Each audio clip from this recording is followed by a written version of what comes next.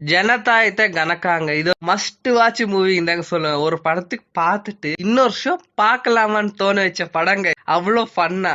நம்ம hero life எடுத்துக்கிட்டாக்கா அவர் கல்யாணம் இருக்கு வேலை நினைக்கிறார். இந்த இடத்துல ஒரு 30K ஜாப் எனக்கு கிடைக்குது. அதாவது வாஷிங் மிஷின் வந்து ரிப்பேர் பண்ற job. இதுல ஹீரோ வந்துட்டு பெண்டாய் நிக்கிற இடத்துல சடனா பார்த்தாக்க வந்து ஹீரோயின் வந்து பிரெக்னென்ட். நான் யூஸ் பண்ண ப்ராடக்ட் வந்து யூஸ் பண்ணலன்னு சொல்லிட்டு அது வந்துட்டு யூஸ் பண்ண ப்ராடக்ட் வந்து வேலை செய்யலன்னு சொல்லிட்டு அவரு போயிட்டு கோர்ட்ல கேஸ் போடுற. இது ஃபைனலி எழுத இந்த கோர்ட் சீன் எல்லாம் இருக்குங்க. வேற லெவல் ஃபன்னு.